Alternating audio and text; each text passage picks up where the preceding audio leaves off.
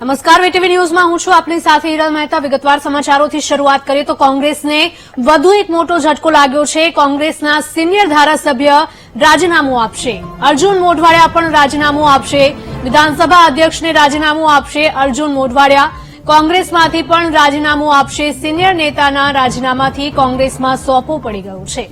લોકસભા ચૂંટણી અને રાહુલ ગાંધીની ભારત જોડો ન્યાય યાત્રા પહેલા જ કોંગ્રેસ દિવસે ને દિવસે તૂટી રહી છે। કોંગ્રેસને વધુ એક મોટો ઝટકો લાગ્યો છે। કોંગ્રેસના સિનિયર ધારાસભ્ય આપશે રાજીનામું। અર્જુન મોઢવાડિયા રાજીનામું આપશે તેવી મહત્વની માહિતી સામે આવી રહી છે। વિધાનસભા અધ્યક્ષને રાજીનામું સોંપશે અર્જુન મોઢવાડિયા।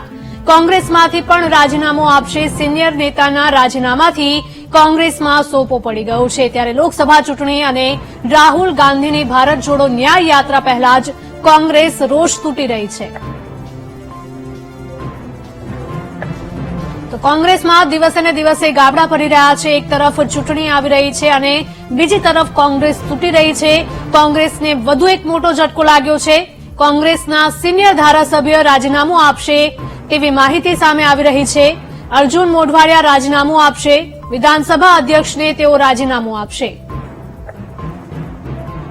સંવાદદાતા પાર્થ જોડાઈ ગયા છે વધુ વિગતો સાથે। પાર્થ, જણાવશો કે એક તરફ ચૂંટણી નજીક આવી રહી છે, આ સાથે જ કોંગ્રેસ દિવસે ને દિવસે તૂટી રહી છે, શું વધુ વિગતો?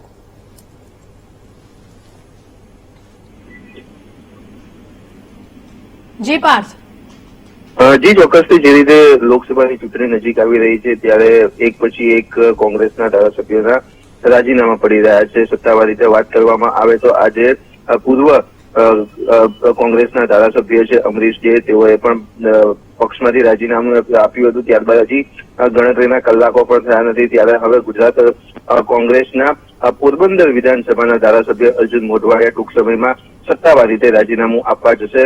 મહત્વની વાત કરવામાં આવે તો હાલમાં ગુજરાત વિધાનસભાના અધ્યક્ષ શંકર ચૌધરી પોતાના નિવાસ સાથેથી ગુજરાત વિધાનસભા આવવા માટે નીકળી ગયા છે અને અર્જુન મોઢવાડિયા તેમને રૂબરૂ મળીને રાજીનામું આપશે અને સત્તાવાર રીતે તેઓ પણ હવે ગણતરીના દિવસોમાં અથવા તો કલાકોમાં તેઓ ભાજપમાં જોડાશે। જી બિલકુલ, કોંગ્રેસ સાથે છેડો ફાડવાનું અર્જુન મોઢવાડિયા દ્વારા શું કારણ આપવામાં આવી રહ્યું છે? હજી ચોક્કસથી હજી સુધી તો તેમની કોઈ સત્તાવાર પ્રતિક્રિયા આવી નથી, પરંતુ અત્યાર સુધીમાં જે પણ 3 ધારાસભ્યોએ રાજીનામા આપ્યા છે તેઓની વાત કરવામાં આવે તો તેઓએ ફક્ત એક જ વાતચીત કરી રહ્યા છે કે જે રીતે રામ મંદિર 550 વર્ષ જૂનો જે ઇતિહાસ હતો અને રામ મંદિર બની ગયું છે, પરંતુ કોંગ્રેસના મોવડી મંડળ દ્વારા ત્યાં જવાની પરવાનગી આપવામાં આવી ન હતી। તેના કારણે તેમને ખોટું લાગ્યું છે। 370ની કલમ હોય અથવા તો કોઈ પણ વિકાસના કાર્યો હોય કે જે ખરેખર વર્ષો પછી થયા છે તે તમામ મુદ્દા ઉપર રાજકારણ કરવાનું ન કહેવામાં આવ્યું હતું। ત્યારે આ તમામ મુદ્દાને ધ્યાનમાં લઈને જ અર્જુન મોઢવાડિયા પણ આ જ કારણોસર રાજીનામું આપી શકે તેવી શક્યતાઓ છે। જી બિલકુલ પાર્થ, તમામ માહિતી બદલ આપનો આભાર।